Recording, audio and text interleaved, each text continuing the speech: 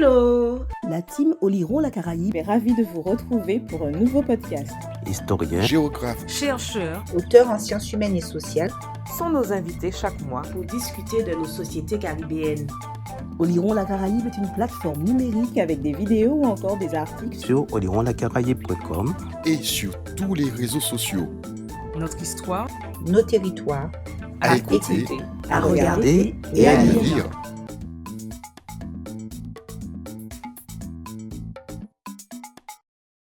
Bonjour, c'est Bruno pour Oliron la Caraïbe. Oliron la Caraïbe reçoit aujourd'hui le professeur Fred Constant. Vous êtes professeur des universités en sciences politiques, rattaché à un laboratoire du CNRS. Outre votre carrière universitaire, vous avez la particularité d'avoir été diplomate et plus précisément ambassadeur. Avant toute chose, comment êtes-vous devenu politiste, comme on dit, et sur quoi portent vos premiers travaux?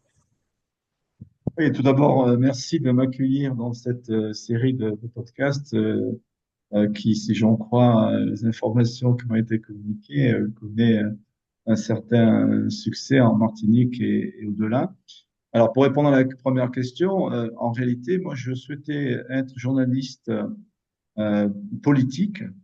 Et donc, après le bac, mes enseignants de l'époque m'ont chaudement recommandé de passer le concours de Sciences Po, ce que j'ai fait. Et au cours de mon cursus à Sciences Po, quand j'ai découvert la science politique, vraiment, j'ai été captivé, enchanté, ravi par la perspective que cette discipline qui était nouvelle pour moi pouvait ouvrir. Et à partir de là, petit à petit, l'idée d'embrasser une carrière universitaire, une carrière académique en sciences politiques, s'est ancrée, s'est développée. Et avec les encouragements des professeurs que j'ai eus, c'est la voie que j'ai suivie. Mais au départ, je voulais être journaliste spécialisé dans les questions politiques. D'accord. Bon, c'est un bon choix, finalement, quand on regarde l'intensité et la diversité de la carrière. Absolument. D'une manière générale, hein, c'est un peu les recommandations que je fais à mes étudiants et largement à ceux qui me posent ce type de questions. Quand on aime ce qu'on fait, c'est la meilleure manière de réussir, je pense, hein, parce que l'investissement auquel on est prêt à consentir s'inscrit dans une logique pas simplement utilitariste, mais c'est une logique aussi de passion, j'ai même envie de dire émotionnelle, puisque contrairement à ce qu'on dit bien souvent, les émotions ne sont pas là pour contredire notre intelligence, mais au contraire pour leur donner des ailes, pour lui D'accord, donner des ailes. d'accord. Et donc, finalement, sur quoi ont porté vos premiers travaux Oui, c'est vrai que je vais laisser ce bout de la question de côté. Mes premiers travaux en sciences politiques ont porté sur les institutions politiques de la Caraïbe. J'avais en réalité deux centres d'intérêt, l'analyse comparée des micro-États, des régimes politiques de la Caraïbe, notamment ceux des micro-États, mais aussi, parce que c'était la réalité d'une partie de ces territoires, ce qu'on appelle les pays non souverains. Et au moment où moi je commençais mes études, eh bien, c'était le début de la décentralisation, ce qui veut dire qu'on avait un chantier qui s'ouvrait devant nous, qui était immense et qui était peu traité, puis c'est une réforme, encore une fois, attendue, mais qui avait été retardée à plusieurs reprises. Donc, deux objets de recherche privilégiés, les régimes politiques de la Caraïbe, d'un côté, et les statuts, les réformes administratives, la manière dont, comme on le dit en termes un peu plus modernes, les territoires non souverains étaient gouvernés. Donc, les questions de gouvernance des territoires non souverains de la Caraïbe. D'accord, question toujours d'actualité d'ailleurs. Absolument. Même après le début de même après une décentralisation, on va dire, bien évoluée. Normal. Absolument, absolument. Mais c'est un peu normal puisque les statuts correspondent à des compromis politiques qui sont passés à une époque donnée, dans des circonstances précises. Et quand ces circonstances évoluent, quand on a suffisamment de recul par rapport, par exemple, à un niveau d'autonomie politique, ou pour le dire plus précisément, de dévolution du pouvoir de décision à des autorités locales élues, on peut faire le bilan, constater s'il faut aller plus loin, parce que les résultats auxquels on est parvenu sont insuffisants. D'accord. Alors, vous avez la particularité aussi, donc, de par vos fonctions, qui vous a amené à Alexandrie. Donc, pourriez-vous nous donner des précisions sur cette phase de votre carrière? Quels souvenirs ensuite gardez-vous de cette expérience, égyptienne? Oui, alors là, c'était en réalité ma première expatriation euh, depuis donc Martinique, où j'exerçais mes fonctions de professeur d'université.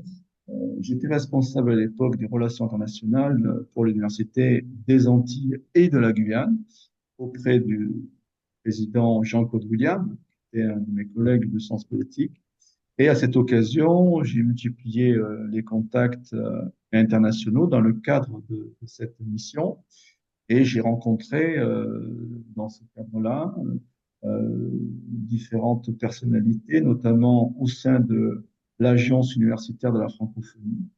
Et j'ai été mis au courant que l'Organisation internationale de la francophonie recherchait des candidats pour recruter un recteur pour grande université internationale de la francophonie qui se trouve à Alexandrie en Égypte.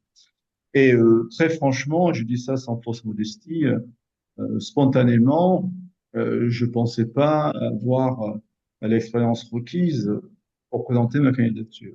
Et en réalité, ma candidature a été suscitée par la rectrice de l'Agence universitaire de la francophonie, qui m'a fait rencontrer le secrétaire général de la francophonie, qui était à l'époque Monsieur Boutros Ghali, ancien secrétaire général des Nations Unies et secrétaire général donc de la francophonie, ancien ministre des Affaires étrangères de l'Égypte.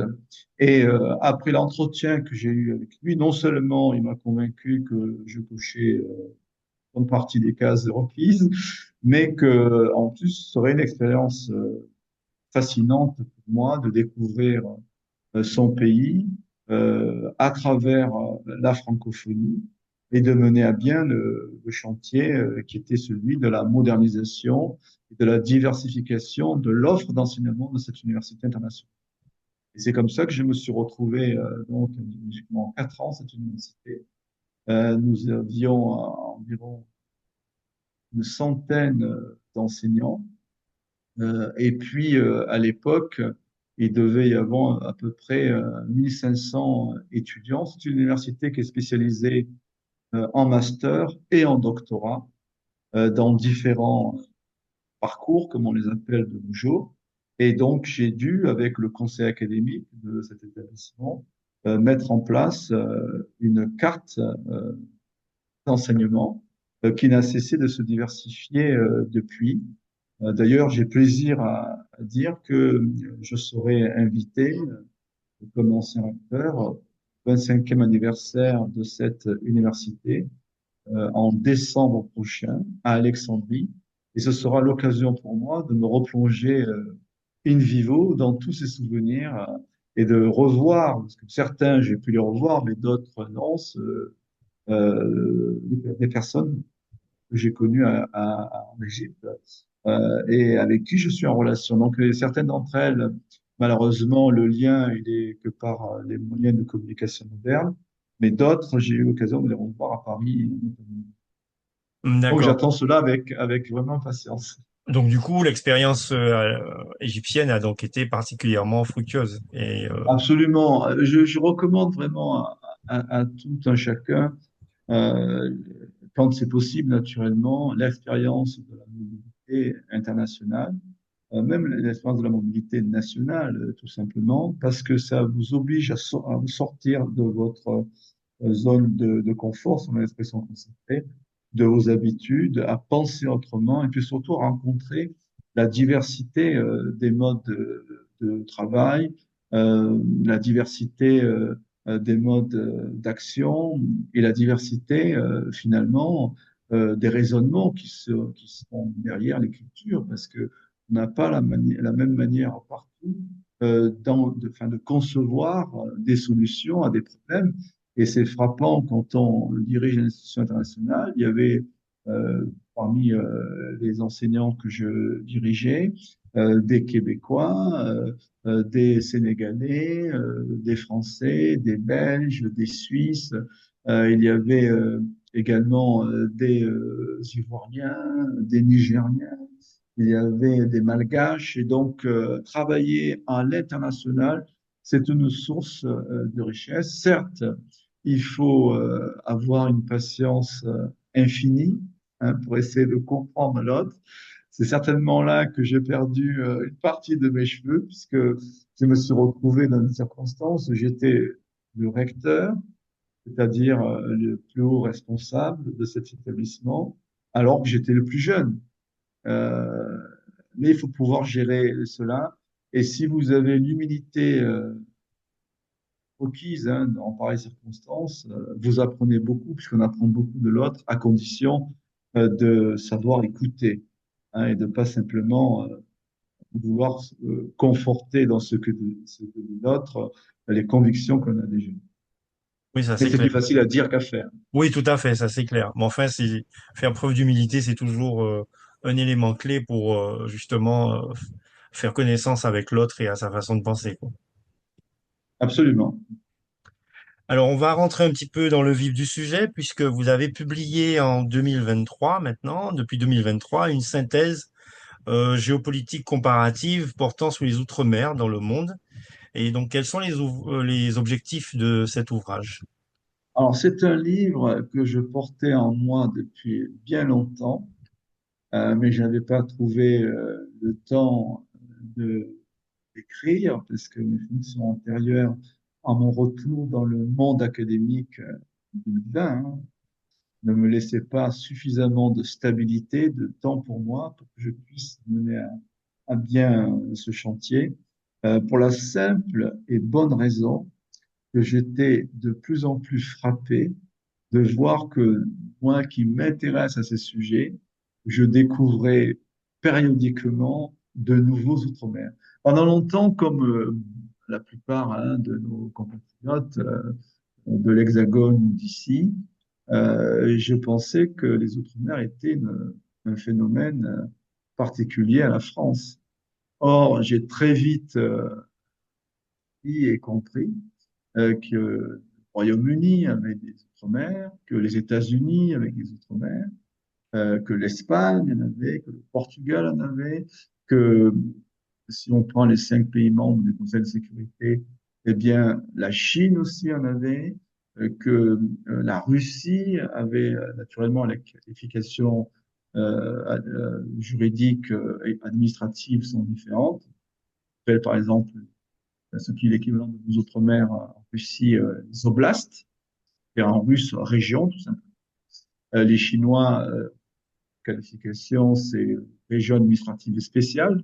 Je pourrais le dire en chinois, mais je pourrais. Les Espagnols appellent ça les communautés autonomes. Bref, chaque pays a ses qualifications, mais ces réalités de territoire, comme je les appelle aussi offshore, c'est-à-dire qui ne s'inscrivent pas dans une continuité territoriale avec les pays auxquels ils sont rattachés, eh bien, c'est un phénomène beaucoup plus répandu qu'on l'imagine et qui souvent s'inscrit dans l'histoire de l'expansion occidentale dans le reste du monde.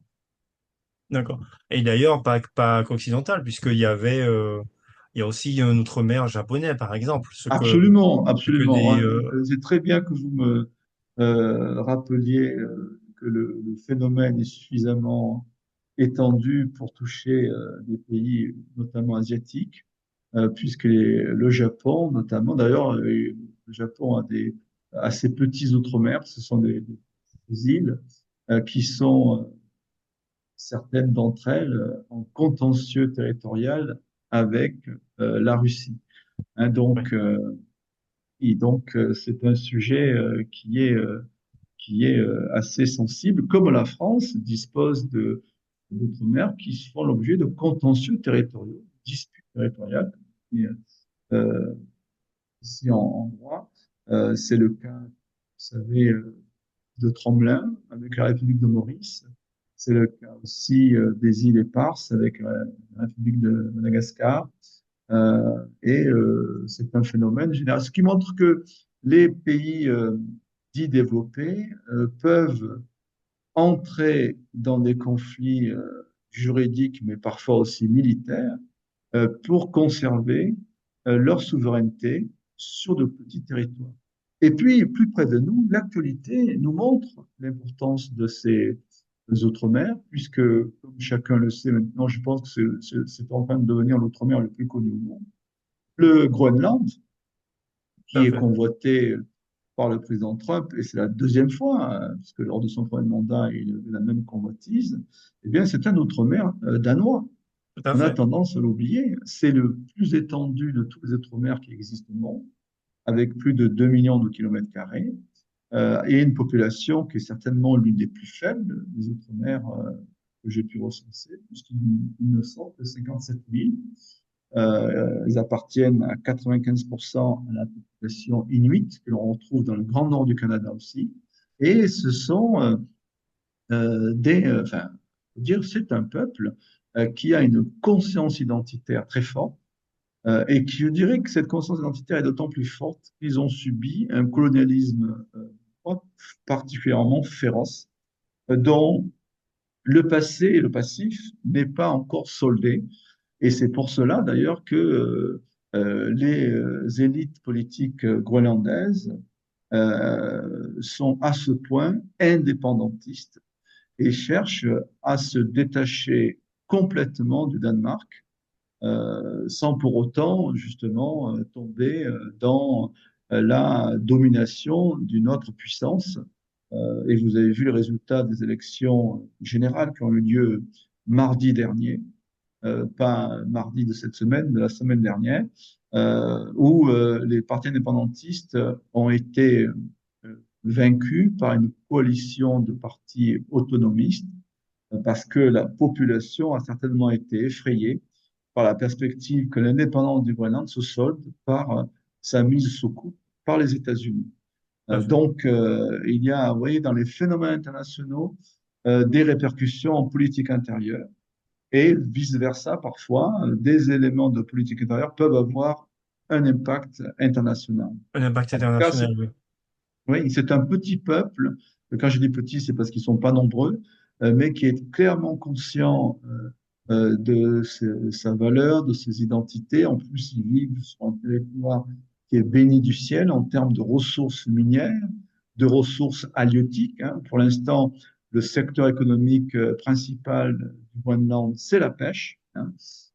Et ils ont également des ressources en hydrocarbures, en offshore, gaz et pétrole. Et puis, ils ont aussi des gisements qui sont répertoriés de terres rares, ces fameux minerais dont on a tant besoin pour construire, fabriquer des batteries pour les voitures électriques, et puis tous les supports de communication que nous utilisons quotidiennement, les téléphones, les tablettes, les ordinateurs, etc. Tout à fait. Et tout cela, en plus, se déroule dans un contexte de changement climatique où il y a une forme de plus grande accessibilité saisonnière à ces ressources, c'est-à-dire que l'hiver enfin, les différentes saisons ne sont pas aussi prononcées. Et donc, on entrevoit... Et puis, il faut le dire, il y a la fonte du permafrost, c'est-à-dire de cette épaisse couche de glace qui couvre 80% du territoire du Groenland, qui laisse espérer des possibilités d'exploitation minière presque sans limite. Ce qui pose problème, puisque dans l'échiquier politique groenlandais, vous avez un parti qui est à la fois indépendantiste et écologiste, et qui milite pour que le territoire soit sanctuarisé et que l'environnement soit préservé aux dépens de l'exploitation des richesses du sous-sol. Là, il y a là tout un débat qui est pas facile à trancher parce que les indépendantistes sont conscients que c'est l'exploitation de ces ressources minières qui pourra leur donner les moyens de leur indépendance, mais ils ont conscience que pour autant, l'indépendance ne vaut pas le saccage de leur territoire. D'accord. En fait, pour continuer sur cette thématique-là, même si on laisse un peu le canevas, parce qu'on s'aperçoit que cet impératif environnemental, c'est ce qui aussi partage et divise aussi la Guyane sur la mise en exploitation de certaines ressources. Bon, il y a la fameuse ressource aurifère, mais je pense aussi à l'interdiction des recherches pétrolières que Madame Taubira, il me semble, avait obtenues. Mais par contre, les voisins, eux, ne vont pas hésiter à forer et ont déjà donc donné des concessions. Donc on est vraiment Oui, dans enfin, des choix ils ont plus clivants. que... Oui, pardon? On est vraiment dans des choix assez clivants du point de vue des sociétés, parce que bon, mettre en valeur des ressources d'hydrocarbures en 2025, ça paraît aller à l'encontre de toute logique par rapport aux impératifs du changement climatique. Absolument, mais bon, c'est un débat qui nous amènerait très loin, mais il faut quand même savoir qu'en dépit des pétitions de principe, en dépit des déclarations, euh, des discours, des forums, des sommets sur les questions environnementales qui ont importance, hein, je pense aux différentes COP, l'énergie qui est la plus utilisée au moment où nous enregistrons cet entretien reste les hydrocarbures et en Tout à fait, oui. particulier le pétrole. Et le pays qui est le plus grand producteur de pétrole au monde, ça reste les États-Unis. C'est eux qui ont une importante réserve et ils importent pour conserver leurs réserves. Et vous avez bien vu, une des thématiques de la campagne du président Trump, c'était pas d'appeler à de la modération de ces ressources, mais au contraire, c'était d'appeler tous les Américains qui ont un jardin à ne pas hésiter à forer leur jardin. Hein, drill, baby drill. Hein, vous vous souvenez Tout de à cette fait. expression qu'il a employée à plusieurs reprises et qui montre bien que nous sommes malheureusement engagés parce que les États-Unis sont le plus grand émetteur avec la Chine de gaz à effet de serre dans un rétro-pédalage qui est regrettable. Rapporté à un pays comme à un territoire comme la Guyane, comme c'est la Guyane, les choix n'en sont pas moins cornéliens. La Guyane peut-elle se passer aujourd'hui de l'exploitation de ses ressources naturelles, alors que des pays qui appartiennent au plateau des Guyanes exploitent déjà ces ressources. Hein, le Guyana, je rappelle qu'en 2022, le taux de croissance du Guyana, c'est-à-dire presque 3 ans après l'exploitation premier gisement, a bondi de plus de 45%. Je dis bien 45%. Donc, vous voyez comment un pays qui avait un revenu parmi les plus bas de la Caraïbe est en train de remonter la pente de la croissance du PIB, de la production de richesse à une vitesse vertigineuse. Le fait-il dans les conditions les plus raisonnables pour son environnement? Ça, je l'ignore, même si je le souhaite, et je crains que dans cette espèce de fièvre qui gagne non seulement les dirigeants, mais aussi la population, puisque tout le monde veut profiter de cette aubaine, eh bien, les questions environnementales soient un peu mises de côté.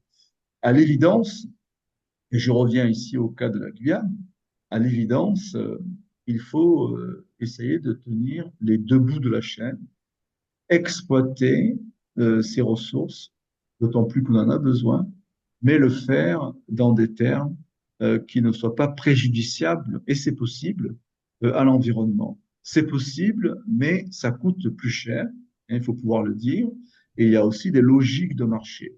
Et c'est aussi pour ça que, je me rappelle, les gisements, pas les gisements, enfin, on va dire que euh, les, euh, les champs pétrolifères qui ont été identifiés au large de la Guyane, il y en a eu, hein, tous les forages n'ont pas été secs.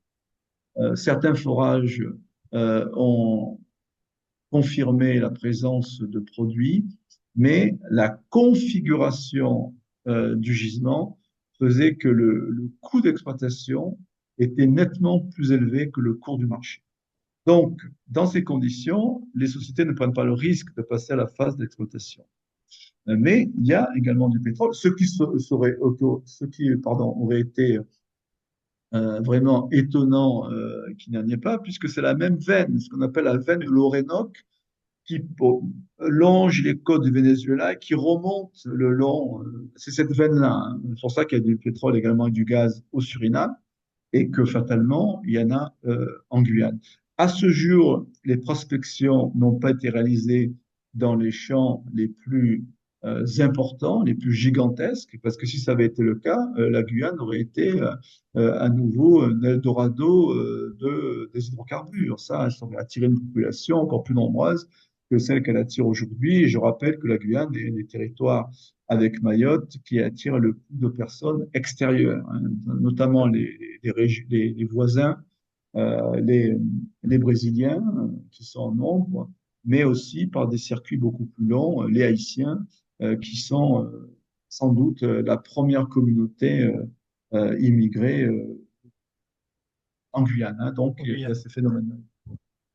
Donc on a vu que c'est à travers les différents exemples que ces territoires donc jouaient quand même jouent encore un rôle très important, à la fois dans les rapports avec leur métropole entre guillemets, mais pourtant il y a souvent les qualificatifs, notamment dans le monde médiatique français.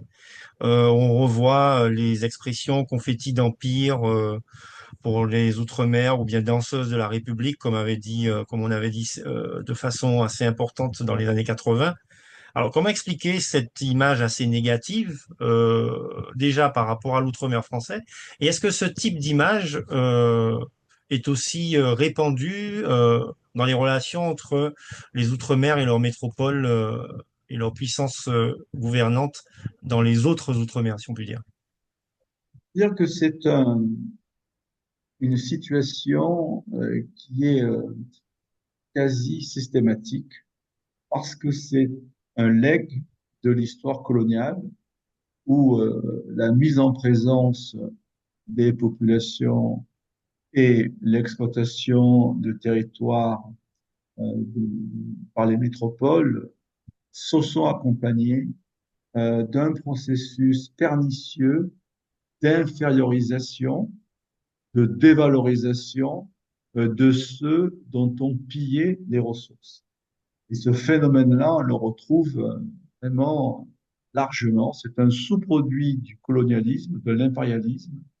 Et comme vous le savez, ces catégories mentales, elles mettent du temps avant de disparaître. Mais il y a dans plusieurs ensembles nationaux des mouvements, c'est le cas en France, où depuis, on va dire, une dizaine d'années, la terminologie relative aux Outre-mer, le lexique relatif aux Outre-mer, fait l'objet de contestations et d'amendements. Vous savez que, par exemple, l'Assemblée nationale a voté un amendement en 2023 pour substituer au terme métropole celui d'hexagone. Et puis, vous avez un mouvement qui est remonté jusqu'à notre président de la République pour trouver une autre appellation que Outre-mer pour désigner les anciennes colonies encore attachées à la France. J'avoue que tout en ayant naturellement pleinement conscience que les termes sont parfois piégés, qu'ils charrient une imagerie coloniale, je suis quand même favorable à ne pas les écarter complètement dans notre lexique, même si dans mes travaux, moi j'utilise des termes qui sont construits scientifiquement, comme celui de juridiction subnationale insulaire, pour désigner le territoire d'outre-mer, ou encore ce terme relativement neutre de territoire offshore, même si souvent derrière offshore, on entend les paradis fiscaux, alors que le territoire offshore, ça veut dire simplement un territoire qui se trouve au loin, enfin, qui est pas en contiguïté territoriale avec un continent. Hein, offshore, c'est au large. Donc, il faut être conscient. Mais pourquoi je continue à utiliser outre-mer tout en employant des périphrases qui montrent bien la distance qu'il faut avoir avec l'appellation? Parce que dans tous les pays, la notion d'outre-mer ne fait pas l'objet de débats. Par exemple, les personnes anguilla, euh, donc nos homologues citoyens britanniques, eh eux ne remettent pas en cause que Anguilla, on l'appelle un territoire d'outre-mer, overseas territory of the United Kingdom. Ça les dérange pas. Nos amis de Sint Maarten ou de Saba ou de Curaçao, pas de problème non plus, parce que leur hexagone à eux, hein, qui n'est pas un hexagone d'ailleurs, qui est un pays plus plat, les Pays-Bas les désignent par le terme de Dutch Caribisch, c'est-à-dire la Caraïbe néerlandaise. Donc, vous voyez, c'est un débat qui est... nous avons ce tropisme-là parce que véritablement, le champ culturel, le champ identitaire est celui dans lequel nous pouvons faire entendre plus fortement notre voix. Et j'avais jadis consacré un ensemble de travaux à cela, ce que j'appelle le déplacement dans le champ culturel identitaire, de tensions sociaux, sociales, économiques et politiques qui sont irrésolues. Et donc, c'est pas par hasard que le président de la CTM a fait voter cette résolution pour faire du créole une langue co-officielle avec le français. Vous savez que cette délibération a été annulée par le tribunal administratif, mais il y a eu ce mouvement-là. C'est parce que c'est dans ce secteur que nous avons la pleine maîtrise de notre devenir, de la projection qu'on veut faire de nous-mêmes, pour nous-mêmes et pour les autres. Dans d'autres secteurs, malheureusement, l'autonomie politique est insuffisante pour que nous ayons la pleine maîtrise de notre destin. Donc, ça joue énormément. Mais il faut pas, tout en ayant conscience, s'arrêter à ces mots piégés du lexique relatif aux outre-mer. Il faut surtout voir derrière les mots l'usage qu'on en fait et quels sont les processus, parfois de domination, qui peuvent se dissimuler. Une fois qu'on a conscience de ça, alors après, c'est sûr qu'il y a un autre effet qui conduit à utiliser plutôt outre-mer que notre terme, c'est le fait que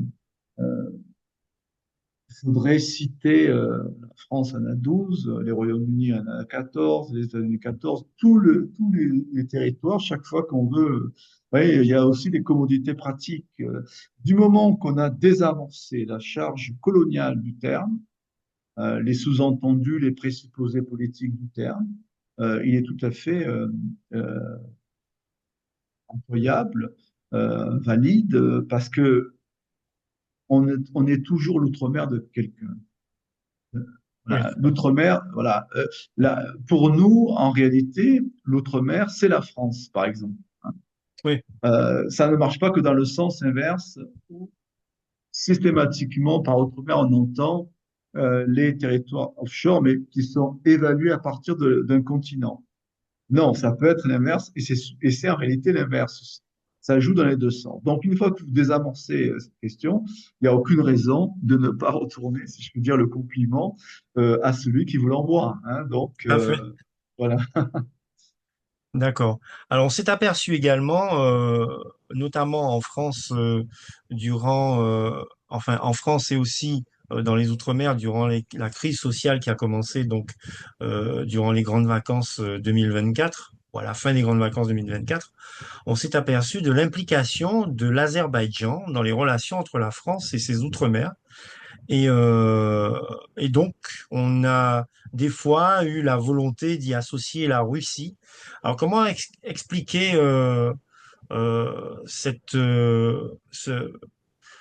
comment dire, comment expliquer cette Asie centrale dans les relations entre la France et ses outre-mer? En quoi, quels sont les tenants, les aboutissants? Et est-ce que c'est une légende urbaine ou pas, ou bien... Non, non. Alors, les ingérences, les phénomènes d'ingérence extérieure existent toujours. Ils concernent l'espèce de territoire. Ils font partie des guerres d'influence que se livrent les pays et les territoires entre eux depuis très longtemps. La Martinique, la Guadeloupe et d'autres territoires sous souveraineté française en ont connu. Et c'est l'actualité que je vous évoquais nous ramène à cette histoire qui est déjà ancienne. Il y a eu d'autres menées antérieures. Alors, s'agissant de l'Azerbaïdjan, c'est un effet d'aubaine géopolitique. L'Azerbaïdjan, comme vous le savez, a ce conflit régional territorialisé dans le Haut-Karabakh avec l'Arménie, conflit qui a donné lieu à un affrontement militaire remporté par l'armée azérie, et la France a pris la défense et a été le chef de file d'une coalition pour défendre l'Arménie et condamner l'Azerbaïdjan.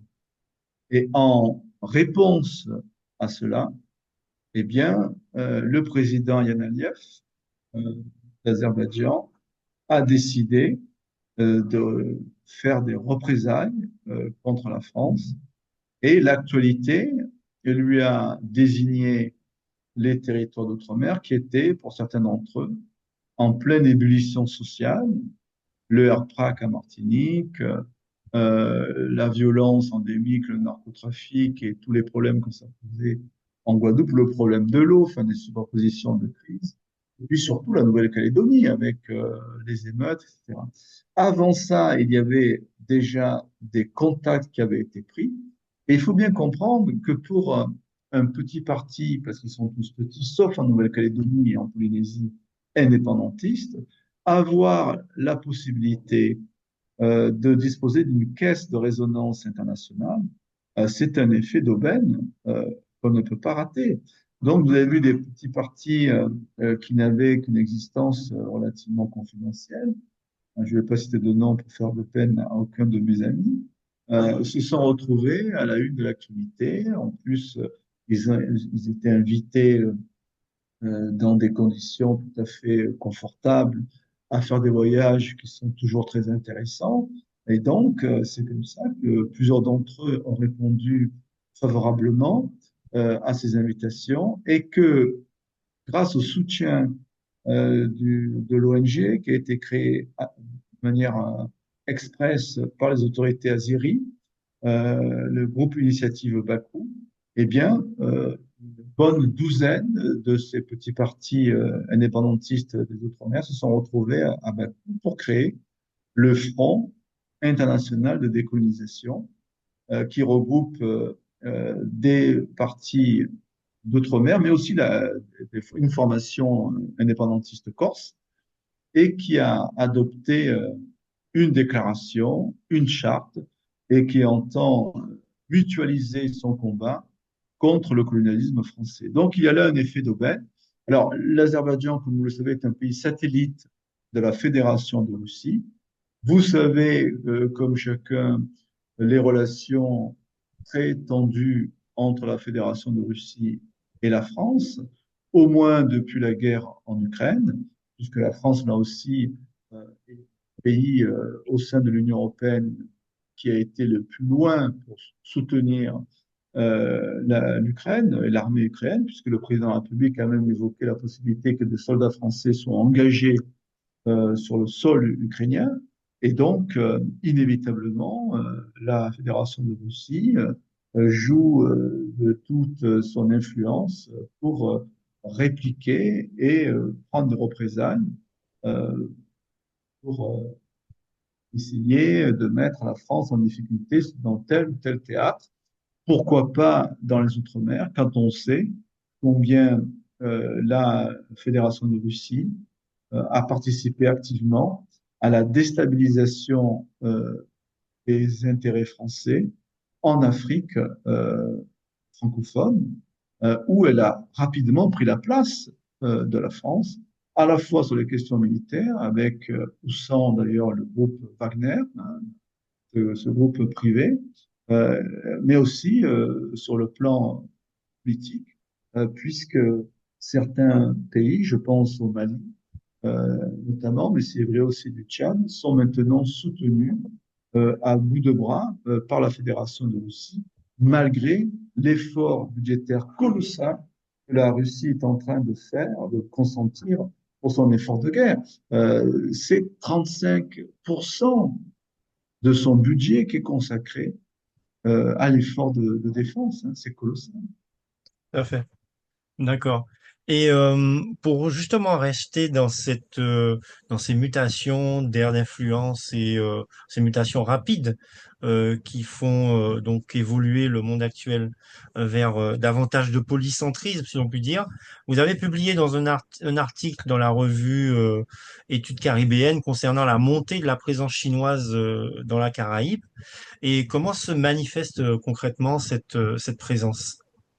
Alors, c'est un phénomène que je date d'une quarantaine d'années environ, qui a été très progressif et qui a prospéré d'une manière que j'ai qualifiée de sans accroc ni éclat. C'est-à-dire que l'approche chinoise, c'est une approche silencieuse, pernicieuse, parce que modeste, parce que détournée. Hein, ce qui intéresse la Chine, clairement, ce n'est pas simplement d'accompagner le développement de micro-États, où elle s'est installée, c'est d'entrer suffisamment dans l'économie de ce pays pour devenir un partenaire indispensable et finalement en prendre, enfin, je ne dirais pas forcément le contrôle, mais en tout cas influencer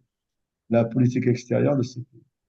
Donc, vous avez une toile d'araignée qui s'est tissée, je devrais dire pour être plus académique, tout un réseau qui s'est tissé. C'est, sauf erreur de ma part, Chine, en tout cas pour être plus prudent, je dirais qu'il est l'un des pays qui compte le plus d'ambassades dans la Caraïbe. Disons l'un des pays, je ne suis pas certain que ce soit pas vérifié là récemment pour savoir si c'est lui qui en a le plus.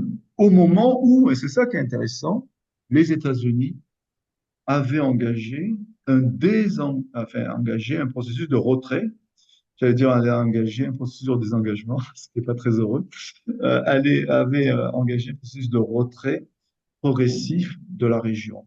Et ce processus de retrait étant commandé par le nouveau axe prioritaire, stratégique de la projection internationale des États-Unis, qui est le basculement vers l'Indo-Pacifique. Pour engager ce retrait et ce mouvement, pardon, les États-Unis ont commencé à redéployer leurs moyens de la zone Caraïbe. La zone Caraïbe était essentielle pendant la guerre froide. Et depuis la fin de la guerre froide, elle est devenue moins importante sur le plan géopolitique. On pourrait même dire que c'est une zone qui est en voie de déclassement géopolitique relatif. Hein. Par exemple, si vous prenez la plateforme militaire la plus importante des États-Unis dans le bassin Caraïbe, se trouvait sur l'île de Vieques, tout près de Porto Rico, c'est dans une île qui est rattachée à Porto Rico. Eh bien, ces bases militaires ont été démantelées. Ce qui pose d'autres problèmes parce que les associations d'écologistes estiment que l'armée américaine n'a pas remis l'environnement en état. Donc, il y a en ce moment des mouvements sociaux pour obliger l'armée à remettre cette petite île en état. Mais le mouvement est engagé, clairement. Et l'une des raisons aussi, je cite, qui précipite le président Trump à, on va dire, des deals qui sont, à mon sens, très hâtifs avec le président de la Fédération russe, c'est de pouvoir mettre un terme à la guerre en Ukraine afin que les États-Unis puissent se consacrer d'une manière beaucoup plus euh, importante à la zone Indo-Pacifique. Clairement, mais encore une fois, ce virage-là, ce virage stratégique, il n'a pas été engagé par le président Trump. Il est beaucoup plus ancien que ça. Je dirais qu'il a été esquissé par les Bush et confirmé, plus que confirmé, officialisé par le président Obama. C'est le président Obama qui a clairement désigné la République populaire de Chine comme le nouveau compétiteur stratégique des États-Unis. Jusque-là, le compétiteur stratégique des États-Unis, numéro un, c'était la Fédération de Russie. Mais l'implosion de l'URSS, malheureusement pour la Fédération de Russie, lui a enlevé une partie de sa puissance. Il faut savoir que l'économie russe est comparable aujourd'hui à l'économie d'un pays comme l'Espagne. Donc, déperdition énorme de puissance, indépendamment, naturellement, de son arsenal militaire. On parle de la puissance économique. En revanche, depuis la fin de la guerre froide, pardon, la République populaire de Chine n'a cessé de monter en puissance. C'est le seul pays qui a affiché un taux de croissance à 2 chiffres, faut pas oublier, pendant 25 ans consécutivement. N'oublions pas cette donnée. Ce qui veut dire que la Chine était la locomotive mondiale sur le plan. Et on en voit encore les effets, puisqu'il suffit que la croissance faiblisse, fléchisse, pour qu'il y ait un effet de récession au niveau mondial. Donc, faut pas oublier ces éléments. D'accord. Et même à un moment donné, la Caraïbe semblait être une sorte de terrain, alors pas d'affrontement, mais de compétition entre Taïwan et la République populaire de Chine. Est-ce que cette compétition est encore d'actualité ou bien la République populaire de Chine s'est imposée définitivement? Disons qu'elle ne s'est pas imposée définitivement, parce qu'il y a encore 4 pays qui soutiennent Taïwan, mais sur la douzaine qui soutenait Taïwan dans la Caraïbe, eh bien, la Chine n'a cessé de remporter des victoires. Dans ces derniers pays, il y a Saint-Kitts, il y a Sainte-Lucie, il y a Haïti, et puis il y en a un dernier, Saint-Vincent, mais je suis pas sûr, qui soutient encore Taïwan. Tous les autres ont basculé. Je prends un exemple récent. La Dominique a basculé dans le camp. Sainte-Lucie l'a fait, mais le Premier ministre qui a été élu par la suite a renoué des liens diplomatiques avec Taïwan. Et donc, la Chine est patiente. Vous savez, il y a une expression qui avait cours à l'époque de Deng Xiaoping, qui disait à nous, nous avons tout le temps, nous sommes un pays qui vient du fond des âges, nous avons une profondeur historique de plusieurs millénaires, nous avons tout le temps d'arriver à nos fins. Le rapport au temps est très différent. L'arrivée de Xi Jinping aux affaires, c'est-à-dire alors comme numéro 1 chinois, c'est il y a maintenant 10 ans, peut-être, en 2012, 2013, il était vice-président avant. C'est l'arrivée de Deng Xiaoping, donc, vraiment aux affaires, qui a, en quelque sorte, précipité l'agenda de la Chine. Jusque-là, la posture stratégique de la Chine, c'était celle de la modération. patience et modération. Voilà les deux termes que Deng Xiaoping mettait en avant. L'arrivée de Xi Jinping, là, a fait changer de posture stratégique. Et là, actuellement, la posture de la Chine, c'est celle de la parité stratégique.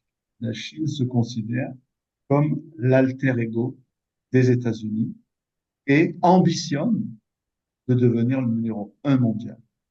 Alors, selon comment on évalue ces deux superpuissances, hein, les États-Unis et la Chine, c'est soit l'une, soit l'autre. Par exemple, si on parle en termes militaires, puisque malheureusement c'est d'actualité, la Chine se détache quantitativement de très loin. En revanche, si on raisonne en termes qualitatifs, c'est-à-dire par exemple interopérabilité des différentes armes, coordination, fiabilité, ce seraient les États-Unis. Tout dépend comment. Dans certains domaines technologiques, contrairement aux idées qui ont encore cours, hein, des idées tenaces, la Chine est parfois numéro un. Si vous prenez toutes les technologies, on appelle ça de l'identification visuelle, la Chine est numéro un mondial. Lors de la pandémie du Covid, les téléspectateurs européens ou occidentaux étaient étonnés de voir que un drone pouvait rappeler à l'ordre un citoyen chinois qui avait pas respecté une consigne en sortant quand il ne devait pas, etc., en lui donnant directement la consigne, en lui rappelant la consigne et en volant à hauteur d'homme. Donc, des applications aussi fines, et tout ça est géré par satellite. Donc, on voit très bien. Je profite pour dire au passage que c'est la Chine qui est en tête en termes de nombre de mises en orbite annuellement de fusées. Pas de fusées, de satellites, pardon. Le fusée étant le lanceur. Hein. Donc, on oublie ça. Donc, la Chine, c'est sûr qu'en Chine, on va trouver des disparités régionales de développement qui sont incroyables, parce qu'il y a des zones où on n'avait pas d'électricité, où il n'y avait pas l'eau. Mais là même, dans le même pays, on est capable de développement technologique d'une rare finesse. Je donne un troisième exemple, la maîtrise que la Chine a acquise en cette technologie. C'est la Chine qui a mis au point la 5G. Oui, tout à fait, oui. Donc, il y a tous ces éléments-là qui font que la Chine est devenue, au même titre que les États-Unis, ce que j'appelle des puissances systémiques. Les puissances systémiques, ce sont celles qui ont atteint un tel niveau d'influence et de puissance, les deux marchands de pair, qu'une décision de leur part impacte le reste du monde. Et effectivement, l'intérêt de la Chine pour la Caraïbe, qui est une zone qui est quand même en déclassement géopolitique, c'est non seulement de tenir, d'avoir des points d'appui dans toutes les parties du monde, et singulièrement dans la Caraïbe, qui a quelques encablures des États-Unis. Et l'une de mes interrogations dans l'article que vous avez bien voulu citer est de dire, mais comment les États-Unis ont pu laisser les Chinois pénétrer à ce point leur arrière-cour, leur jardin. Et il se trouve que le secrétaire d'État américain, Marco Rubio, était le chef de file au Sénat des États-Unis pour appeler les administrations américaines à répliquer à cette immixtion de la Chine si proche du continent états-unien. Donc, alors peut-être que maintenant qu'il est secrétaire d'État, c'est-à-dire ministre des Affaires étrangères, hein, c'est comme ça qu'on appelle les États-Unis, il va infléchir ce mouvement, mais la Chine est déjà du Venezuela en passant par Trinidad jusque dans le nord On va prendre Antigua, la Chine est partout. Et on a Les même entendu, infrastructures publiques. Oui. on a même entendu le président Trump faire justement du canal de Panama un terrain potentiel d'affrontement, enfin de rivalité. Euh, donc ça prouve bien sa présence même particulièrement Oui, visible dans le dispositif. Est-ce que la Caraïbe joue un rôle, par exemple, dans le dispositif, dans ce fameux dispositif de la nouvelle route de la soie? oui, alors c'est un rôle qui reste à être renforcé, mais la route de la soie passe définitivement par la Caraïbe. Certainement le hub le plus important, si on met de côté le Venezuela, qui est un pays qui est baigné par la mer des Caraïbes, par sa côte nord, mais qui est un pays latino-américain, c'est la Jamaïque, qui incontestablement est le point le plus, je dirais, le point d'appui le plus important de la Chine. Aujourd'hui, la Chine y contrôle le terminal le plus moderne dans le port. La Chine y a construit l'autoroute, la seule autoroute qui permet de rallier Kingston à Montego Bay, hein, une autoroute payante d'ailleurs. Et la Chine a rénové l'aéroport International Manila Airport et également la route qui mène à l'aéroport, parce que l'aéroport de Miami se trouve sur une péninsule et de part et d'autre de la route, il y a la mer, et donc ils ont repris des ouvrages. Donc c'est vraiment incontournable dans la région parce que les États-Unis se sont désengagés. D'accord. Et j'ai même vu aussi qu'un consortium chinois a repris l'exploitation de la bauxite qui avait été un peu délaissée à la fois par le Canada et les États-Unis. Et, Absolument. Le coût d'investissement par rapport à la ressource estimée étant jugé trop élevé. Et donc, la dernière firme occidentale qui avait essayé de reprendre l'exploitation, c'était une firme canadienne et qui a décidé de laisser. Alors, je ne sais pas pour autant si le calcul chinois était fondé, puisque, à ma connaissance, les gisements cette mine-là était en fin d'exploitation. Mais on peut faire confiance aux Chinois s'ils ont consenti aux investissements nécessaires pour remettre en état l'usine d'extraction, c'est que probablement il y avait encore de la ressource. d'accord.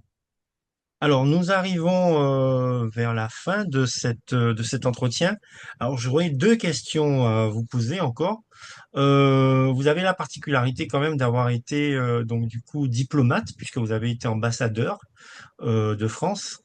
Alors, comment est-ce qu'on devient donc qu'on passe du statut d'universitaire à celui d'ambassadeur et quelles leçons tirez-vous justement de cette expérience diplomatique quand même suffisamment rare pour être mentionnée par rapport à un universitaire classique, je veux dire. Oui. En France, c'est effectivement une, une singularité, certains diraient une anomalie, tellement c'est rare.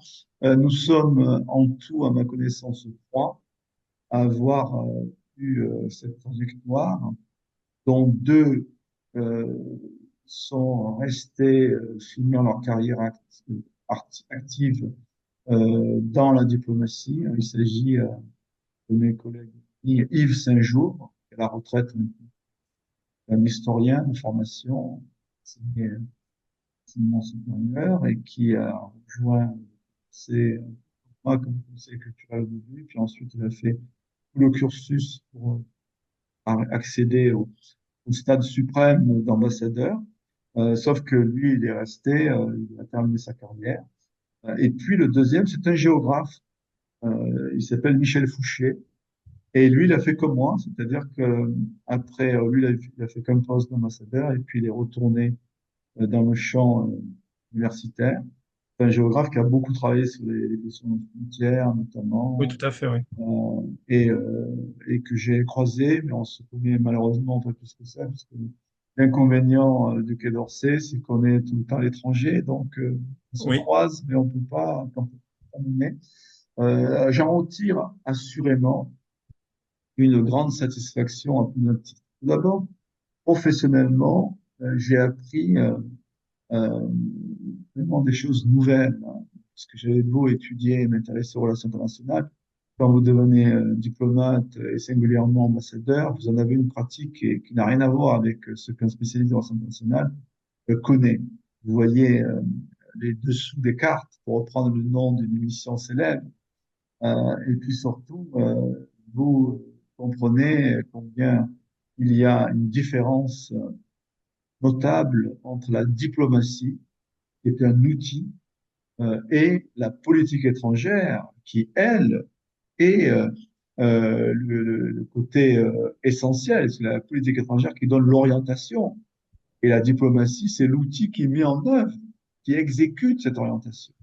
Donc, il faut jamais en vouloir aux diplomates, ils ne font qu'appliquer la politique de leur pays. C'est les hommes et les femmes politiques, et singulièrement en France, sous la Ve République, le président de la République, qui arrêtent les grandes orientations de la politique étrangère, et la diplomatie est l'outil chargé de mettre en œuvre ces orientations dans toutes les parties du monde. Mais c'est vraiment fascinant, d'autant plus que la France a fait le pari de conserver ce qu'on appelle un réseau diplomatique universel. Nous avons le troisième plus grand réseau du monde en termes d'extension. Nous sommes présents en bilatéral dans 167 pays, en 168 puisqu'on ouvre une ambassade l'année prochaine au Guyana, suite aux découvertes de gaz qui ont été faites dans ce pays. Et nous avons environ 17 missions de représentation permanente auprès d'organisations internationales, la plus célèbre d'entre elles étant notre mission à l'ONU, à New York. Hein, voilà. Donc, c'est quand même une expérience très importante. En plus, j'ai eu la chance d'enchaîner des postes à l'étranger et des postes en administration centrale à Paris, au Quai d'Orsay, pour voir l'autre face de la pièce, hein, et comprendre comment, depuis Paris, on pilote l'action des ambassadeurs, eux-mêmes coordonnant une équipe de diplomates dans chacun des pays dans lesquels la France est représentée. Donc ça, c'est une première raison. La deuxième raison, c'est que ça m'a permis, non seulement, je me déplaçais déjà beaucoup, quand vous restez 3 ou 4 ans dans un pays, vous allez plus en profondeur dans la découverte de la culture, vous vous faites des amis, vous comprenez vraiment la richesse de l'humanité, malgré ces différences apparentes, hein, qui sont souvent vécues comme des obstacles. Et vous voyez vraiment que nous formons, quand nous réunissons, une seule et même famille humaine. Une unité toute simple, qui n'est pas assez méditée, assez partagée, que nous répondons avec des moyens qui sont différents, aux mêmes défis, hein, les défis de nous nourrir, de nous abreuver, le défi de l'eau, c'est un enjeu géopolitique majeur aujourd'hui. L'accès à la nourriture, le blé, vous voyez comment une récession dans la production de blé, ça crée des famines dans des pays. Un grand pays comme l'Égypte est à la merci d'une fluctuation du cours du blé pour nourrir sa population. Donc on le voit, moi j'étais en poste en Égypte, comment les gens sont dépendants de cette réalité-là.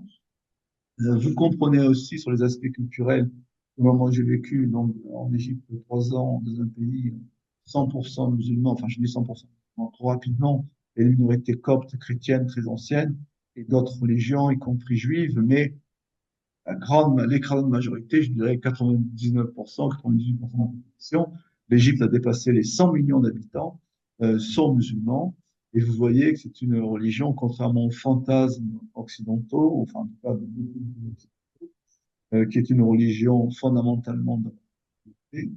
C'est pas parce que vous avez des groupes radicaux, intégristes, et il y en a dans le christianisme, il y en a dans le judaïsme, que ça veut dire que c'est la religion elle-même qui porte ce courant de violence. Hein. Donc ça, c'est vraiment quelque chose qui est important. C'est d'une richesse inouïe. Vous avez à la fois la littérature, la poésie.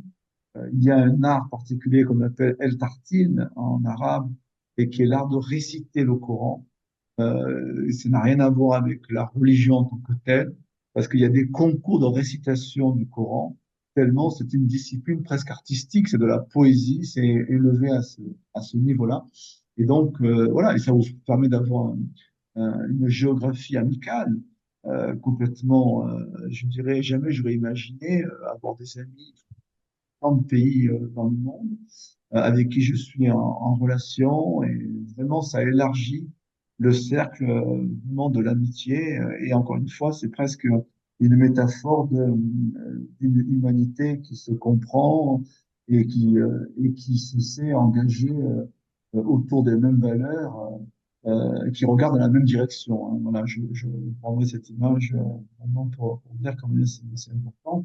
Et puis ça vous donne le sentiment également d'humilité. Je pense qu'il faut pouvoir le dire aussi comme ça. Euh, nous sommes tous imparfaits, hein. Moi, je vous dis ça, je suis pas certainement pas plus humble que d'autres, mais j'ai conscience que la Martinique, c'est un petit territoire. La France, c'est un petit territoire, même si nous drapons souvent dans des réalisations de nos aïeux, pas toujours été à la hauteur, il faut pouvoir le dire. Je pense à la Révolution française, Déclaration des droits de l'homme et des citoyens, pour prendre ces exemples-là.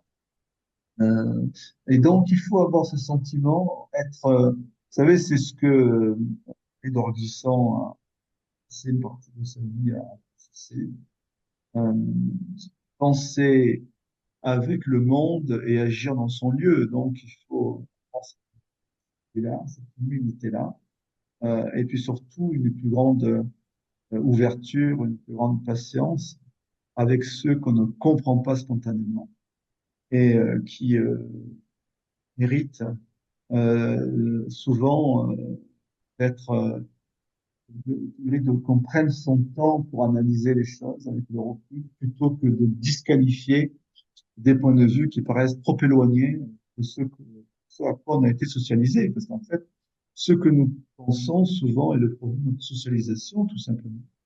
Si nous avions grandi en Russie, nous penserions certainement différemment. Nous avons grandi aux États-Unis, on penserait aussi différemment. Et donc, ce travail d'ouverture, d'écoute, pour moi, il est essentiel. Et c'est pour ça que euh, deux qualités je détache pour tout le monde, hein, à cultiver, et singulièrement donc pour des diplomates, parce que je n'ai fréquenté un certain nombre, et je peux dire que les diplomates sont des hommes et des femmes comme les autres, c'est-à-dire de défauts, parfois des qualités, mais beaucoup de défauts. C'est l'empathie. À mon avis, si vous n'êtes pas capable d'empathie, c'est-à-dire la capacité à se mettre à la place de l'autre, à ressentir ce qu'il peut ressentir, non pas pour oublier qui on est, pour comprendre pourquoi on peut être amené à penser comme cette personne peut penser, ou à dire ou à faire certaines choses, vous ne pouvez pas aller très loin. Dans une négociation, par définition, il faut pouvoir se mettre à la place de l'autre. Un bon diplomate, c'est celui qui peut anticiper sur la réaction des autorités du pays dans lequel il est accrédité. Et la deuxième qualité, le terme que j'ai déjà employé, c'est celui d'humilité. Je pense que plus on est conscient de ces qualités, et c'est pas pour moi un tort de l'être, plus il faut être humble et prêt à les partager. Vous savez, l'accumulation de connaissances pour soi n'a pas de sens. Il y a une très belle phrase de Pasteur qui dit une citation littérale, c'est l'idée qui importe, que à quoi bon finalement consacrer toute une vie à mettre au point des vaccins si c'est pour les réserver à un entre-soi. Et pourtant, c'est ce que la plus grande puissance au monde, les États-Unis, ont fait pendant la pandémie du Covid, c'est-à-dire que les premiers millions de doses de vaccins ont été réservés parce que préachetés à la population brésilienne. Et au moment où les cargos fret chinois atterrissaient sur le tarmac de Port-au-Prince pour délivrer des masques, des doses de vaccins, hein, le fameux Sinovac, des machines respiratoires et du personnel pour venir en aide. Alors naturellement, on peut toujours dire que les Chinois c'est ainsi tordre le bras dans le dos des autorités haïtiennes pour que ceux-ci passent avec armes et bagages dans leur camp, aux dépens de Taïwan, mais ils ont quand même fait le geste. Alors que les États-Unis se trouvent, comme vous le savez, à 1 heure et demie, 2 heures d'avion d'Haïti. D'accord. Et enfin, comme dernière question, pour un étudiant qui envisagerait de se spécialiser dans l'étude des problématiques géopolitiques, quels sont les débouchés professionnels possibles? Est-ce qu'ils sont si importants que ça, en nombre, je veux dire? Bon, déjà, moi, je pourrais lui dire qu'il y a tous les métiers de la diplomatie. Alors, géopolitique, relations internationales, pour moi, forment un seul et même ensemble disciplinaire, euh, qui d'ailleurs appelle à avoir une très bonne culture historique, géographique, une, même mouvement. Et ça, c'est une première filière. Ensuite, vous avez les métiers de la recherche et de l'enseignement. Je suis ravi de savoir que la géopolitique a fait son entrée en classe de première, c'est bien ça, hein, Et dans enfin, certaines sections. ça, il y a une spécialisation dès la première, effectivement, en Voilà, première en première, terminale. Ouais. tout à fait, première et terminale. Vous avez les classes préparatoires aussi. Et puis ceux qui veulent enseigner dans l'enseignement supérieur, alors c'est sûr que c'est assez sélectif et limité, mais nous avons une pyramide démographique telle des enseignants du supérieur que nous savons que dans à peu près une dizaine d'années, il y aura de gros besoins, un petit peu comme ce qui se passe en médecine en ce moment. Nous aurons les mêmes besoins dans une dizaine d'années, ce qui veut dire qu'un jeune qui s'engagerait maintenant, il aurait plus de possibilités de recruter. Vous avez aussi des métiers liés au journalisme, hein, de plus en plus des organes d'information qui ont joué de plusieurs supports, la poussée des médias numériques, eh bien, font appel à des spécialistes des relations internationales. Donc, il y a ces métiers-là. Et puis, vous avez toutes les fondations confidentielles en nombre d'emplois, mais il y en a quand même pas mal. En France, vous avez l'Institut français des relations internationales, vous avez la Fondation pour la recherche stratégique, vous avez l'Institut des relations internationales et stratégiques, vous avez le Centre d'analyse et de prévision stratégique d'Orsay. Vous avez le Centre d'études de recherche stratégique de l'École de guerre. Vous avez plusieurs fondations qui font appel à des jeunes chercheurs qui sont souvent au début employés sur un contrat de recherche pour 3 ans et puis par la suite D'accord. il y a quand même des possibilités, mais au-delà des débouchés professionnels directs, moi je crois que ça donne une base tellement large de connaissances et de modes de raisonnement que pourquoi pas dans le privé, vous savez, les grands groupes ont des directions de relations internationales. Un groupe comme Total, puisqu'il se trouve, je le connais, vous avez des gens au siège, comme dans les plus grandes succursales de Total à l'étranger, qui passent leur temps à faire ce qu'on appelle de l'analyse du risque pays.